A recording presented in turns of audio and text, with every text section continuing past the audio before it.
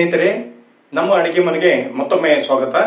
ಈಗಾಗಲೇ ನೆಲ್ಲಿಕಾಯಿ ಉಪ್ಪಿನಕಾಯಿನ ನೋಡಿದ್ದೀರಾ? ಈ ಸಂಚಿಕೆಯನ್ನ ನೋಡದೇ ಇದ್ದರೆ ಡಿಸ್ಕ್ರಿಪ್ಷನ್ ನಲ್ಲಿ ಲಿಂಕ್ ಹಾಕಿದ್ದೀನಿ, ದಯವಿಟ್ಟು ನೋಡಿ.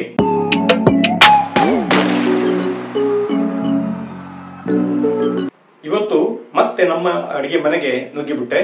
ಯಾಕಪ್ಪ ಅಂದ್ರೆ ನುಗ್ಗೆ ಸೊಪ್ಪು ಅಲ್ಲಿತ್ತು.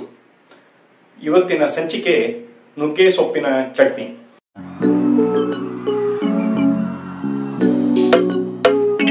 ನುಗ್ಗೆ ಸೊಪ್ಪು ಆರೋಗ್ಯಕ್ಕೆ ಒಳ್ಳೆಯದು ಅಂತ ಹೇಳ್ತಾರೆ, ನೀವು ತಿಳಿದುಕೊಳ್ಳಿ. ಈ ನುಗ್ಗೆ ಸೊಪ್ಪು ಹಿಮೋಗ್ಲೋಬಿನ್ ಅನ್ನು ಹೆಚ್ಚಿಸಲು ಸಹಾಯ ಮಾಡುತ್ತದೆ. ಹಾಗೆ ರಕ್ತದೊತ್ತಡ ಮತ್ತು ಕೊಲೆಸ್ಟ್ರಾಲ್ ಅನ್ನು ಸಹ ನಿಯಂತ್ರಿಸುತ್ತದೆ. ಯಕೃತ್ತು ಮತ್ತು ಮೂತ್ರಪಿಂಡವನ್ನು ವಿಷರಹಿತಗೊಳಿಸುತ್ತದೆ. ರಕ್ತವನ್ನು ಶುದ್ಧೀಕರಿಸುತ್ತದೆ.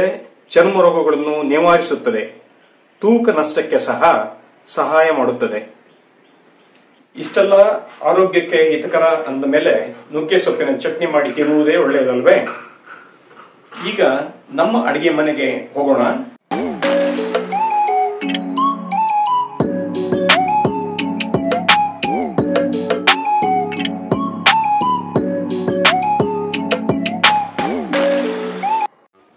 ಒಂದು ಕಟ್ಟು ಒಳ್ಳೆ ನುಗ್ಗೆ ಸೊಪ್ಪು ತಂದಿಟ್ಕೊಳ್ಳಿ.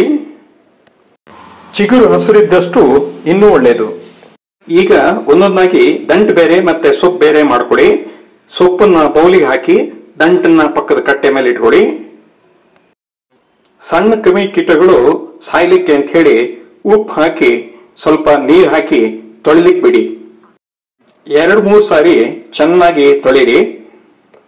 ಆಗ ತೊಳೆದ ಸೊಪ್ಪನ್ನ ಒಂದು ಬಟ್ಟೆ ಮೇಲೆ ಹಾಕಿ ಆರ್ಲಿಕ್ಕೆ ಬಿಡಿ.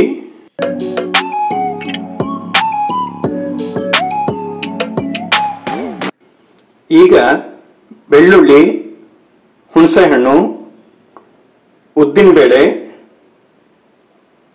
ಉಪ್ಪು, ಹಸಿಮೆಣಸಿನಕಾಯಿ, ಸೊಪ್ಪು, ಕಾಯಿ ತುರಿ,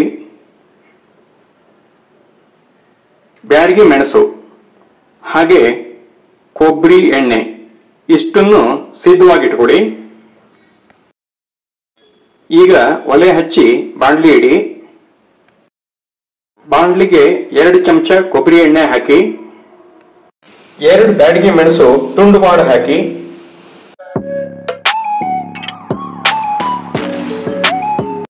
ಸಣ್ಣ ಬೆಂಕಿ ಮಾಡಿಕೊಂಡು 1 ಚಮಚ ಉದ್ದಿನ ಬೇಳೆ ಹಾಕಿ. ಇದನ್ನೊಮ್ಮೆ ಚೆನ್ನಾಗಿ ಹುರಿರಿ. ಉದ್ದಿನ ಬೇಳೆ ಕೆಂಪಾಗುವ ಮೊದಲೇ 2 ಹಸಿಮೆಣಸಿನಕಾಯಿ ಹಾಕಿ ಮತ್ತೆ ಹುರಿಯಿರಿ.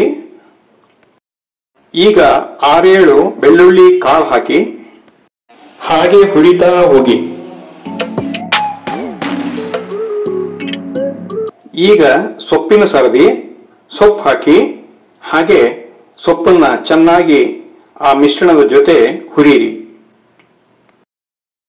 ಹುರಿದ ಸೊಪ್ಪು ಘಮಘಮ ಎನ್ನುತ್ತಾ ಮುದ್ದೆ ಆಗುತ್ತಾ ಹೋದಂತೆ ಚೆನ್ನಾಗಿ ಹುರಿಯಿರಿ. ಈಗ ಉದ್ದಿನಬೇಳೆ, ಮೆಣಸಿನಕಾಯಿ, ಬೆಳ್ಳುಳ್ಳಿ ಜೊತೆ ಸೊಪ್ಪು ಮಿಶ್ರಣವಾಗ್ತಾ ಇದೆ.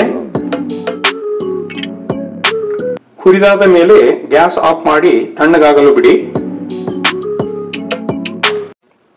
ಈಗ ಸ್ವಲ್ಪ ಹುಣಸೆ ಹಣ್ಣು, 1 ಬೌಲ್ ಕಾಯಿ ತುರಿ ಹಾಗೆ ಉಪ್ಪು ಹಾಕಿ ಮತ್ತೊಮ್ಮೆ ಮಿಶ್ರಣ ಮಾಡಿ.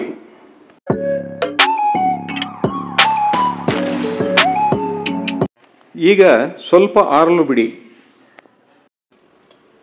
ಚೆನ್ನಾಗಿ ಆರಿದ ಮಿಶ್ರಣವನ್ನ ಮಿಕ್ಸರ್ ಜಾರ್ಗೆ ಹಾಕಿ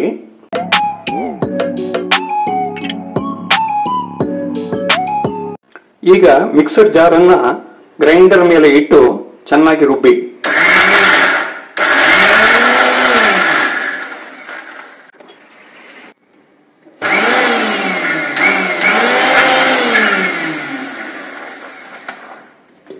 ನೀರು ಹಾಕದ ಮಿಶ್ರಣಕ್ಕೆ ಚಟ್ನಿ ಆಗುವಷ್ಟು ನೀರು ಹಾಕಿ ಚಟ್ನಿ ಮಾಡಬೇಕು.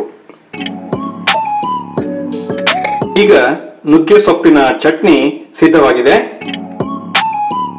ಆರೋಗ್ಯಕ್ಕೆ ಹಿತಕರ ಮತ್ತು ಬಾಯಿಗೆ ರುಚಿಕರ ಆದಂತಹ ಈ ನುಗ್ಗೆ ಸೊಪ್ಪಿನ ಚಟ್ನಿಯನ್ನ ಬಿಸಿ ಬಿಸಿ ಅನ್ನದ ಜೊತೆ ಹಾಕೊಂಡು ತಿಂದ್ರೆ ಅದರ ಮಜಾನೇ ಬೇರೆ.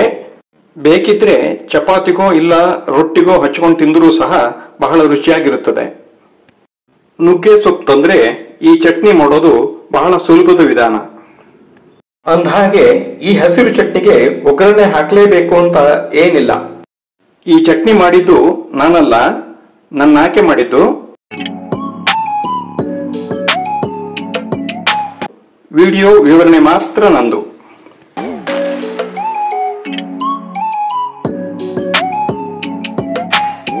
ನುಗ್ಗೆ ಸೊಪ್ಪಿನ ಚಟ್ನಿ ನಿಮಗೆ ಇಷ್ಟವಾಯ್ತಲ್ಲ? ಒಂದು ಲೈಕ್ ಕೊಡಿ, ಹಾಗೆ ನನ್ನ ಚಾನಲ್ಗೆ ಸಬ್ಸ್ಕ್ರೈಬ್ ಮಾಡಿ. ಅದರ ಜೊತೆಯಲ್ಲಿ ಇಂತಹ ವಿಷಯಗಳನ್ನು ಇತರರಿಗೂ ಹಂಚಿ. ಮತ್ತೆ ಭೇಟಿಯಾಗೋಣ. ಧನ್ಯವಾದಗಳು.